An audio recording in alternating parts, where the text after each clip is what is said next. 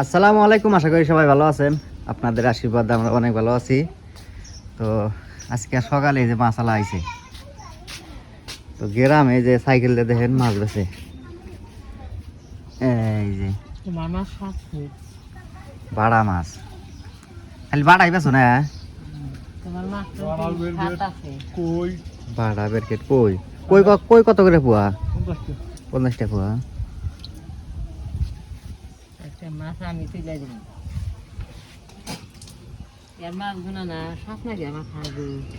এই গ্রামে যে মাছ বেচপানি গেছে না, মাছের একটু দাম কম। আধা কেজি নেয় 70 টাকা, আর বাজারে নেয় আধা কেজি 100 টাকা, 50 টাকা পোয়া।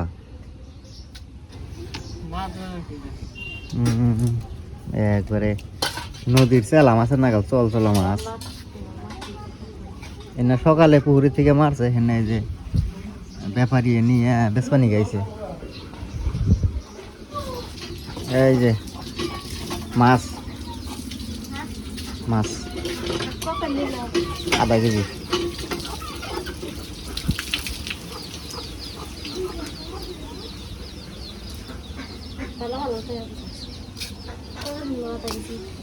আধা কেজি 70 টাকা।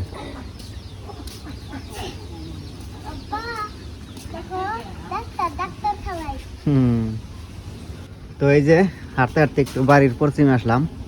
তো পশ্চিমের পরিবেশগুলো একটু দেখেন। আঙ্গে বাড়ির পশ্চিমে যে ক্ষেতগুলো আছে, সব ক্ষেতগুলো আমাদের যে ধান কাটছে। এই যে 2 দিন ধরে সকালে হিরুম রোদ উঠে, আজকেও দেখেন হিরুম রোদ উঠছে। এই যে দেখেন সকালবেলার পরিবেশ। এনে যত ক্ষেত দেখতেছেন, সব ক্ষেতের মধ্যে খালি ধান কাটছে। খালি ধানের আবাদ আঙ্গের এনে, আর অন্য কোনো আবাদ নাই কে। আগে এই যে না ক্ষেতগুলো মতো পাট বুনছে, এই যে টান সাইডের ক্ষেতগুনা, এখন এই ক্ষেতগুনার মধ্যেও ধান কাটে। আর এই যে সামনে যে দেখতেছেন, এটা হইলো একটা বিল। যখনকার বৃষ্টির সিজন আসে তখনকার এই যে পানি দিয়ে একবার বোঝাইয়া জায়গা। আর এইটুক জায়গা থাকে হুকনা, এই হুকনার মধ্যে আগে পাট বুনছে, এখন পাটও বনে না, সব ধান কাটতে দেখেন। এই যে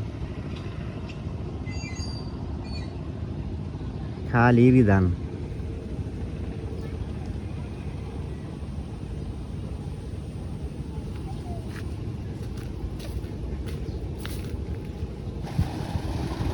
তো এই যে মোটর দিয়ে পানি দিতেছে।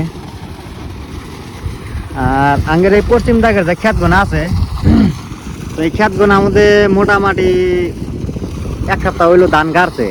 আর সপ্তাহানি গেলি তাই সব ক্ষেত নিরাবো, সব খেতে খেতে খালি কামলা থাকতো। এই যে মোটরে আসলাম একটু হাত মুখ দুবার নিকে।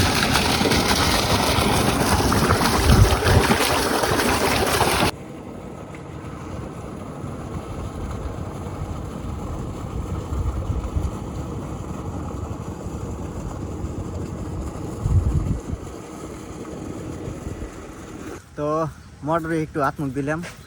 এই ধান গাড়ার সিজনে কি ভাই জানেন, এই যে সকালবেলা ঘুম থেকে উঠি হেরা হাতে রাস নিয়া হাঁটতে হাঁটতে একবার ওই খেতে যাই। খেতে ওই যে মোটর নাগানি আছে, মিশিং নাগানি আছে, তো খেতে যাই হেরা এখন থেকে হাত মুখ ধুইয়া তারপরে লাহে লাহে হাঁটতে হাঁটতে বাড়িতে আসি। একদম অনেক ভালো লাগে ভাই। যারা গ্রামে আছেন তারাই মানে যে গ্রামের কীরকম মজা, এই ধান গাড়ার সিজনে হাঁটতে হাঁটতে খেতে যাও, হাত মুখ দিয়ে আসো, বা কেউ গাও গোসল করে। তো সকালবেলা পরিবেশ তো জানেনি কিরম থাকে গ্রামের। আঙ্গের বাড়ির জব্বেরা 3 গোনা একবার ভেঙে গেল গা। এই 3 গোনা লাগাইছিলাম, নতুনই আছিল, ওই ঘরের চালে থেকে খুইলে জব্বেরা লাগাইছি। তো 3 গোনা দেখে না টেম্পার একবার ফুরে গেছে, একবার পচে গেছে গা টিন। তো বাড়ি ঘরের চারপাশে বেড়া দেন আগে।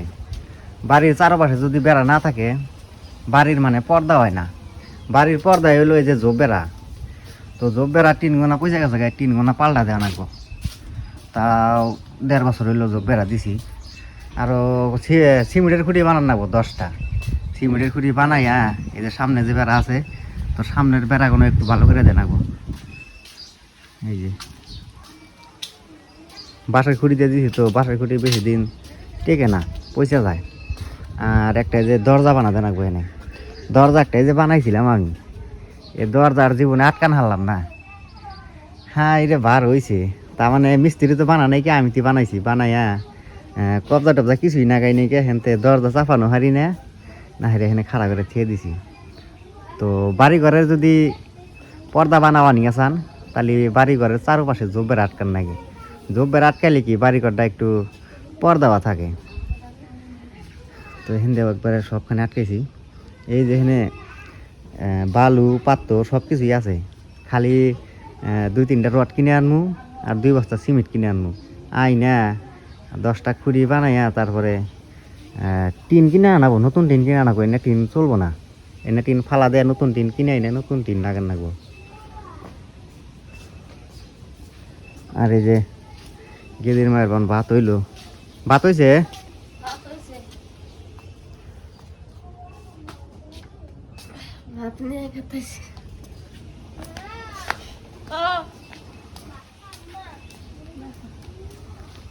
তো আজকে ভাত খাবো আমরা এই ঘরে, কয়দিন ধরে তো এই ঘরে ভাত খাই।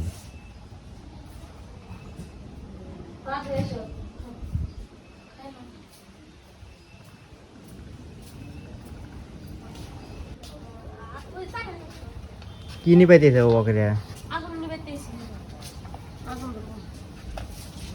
আর বর্তমান তো হইলো ফাল্গুন মাস, ফাল্গুন মাসে সেইরকম বাতাস থাকে, ফাল্গুনা বাতাস আসছে আজকে। এই যে দেখেন না সকাল সকালে এইরকম বাতাস। তো এই বাতাসের দিনে বাইরে তো রান্নাবাড়ি করাই জানাম, ওই যখন আঙ্গের আসেল আছে ওখানে রান্নাবাড়ি করি। তো আজকে বাতাসের কারণে যে ঘরের মধ্যে রান্নাবাড়ি করতেছি। তো আঙ্গের তো খড়ি নাই কে জানেন, তো এই যে সরিষার টাকা দিয়ে জাল দেই।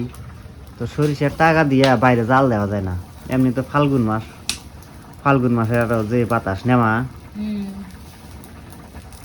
তো যে 1/2 কেজি মাছ দিয়ে নিলাম, সেই মাছ পচাইতেছি।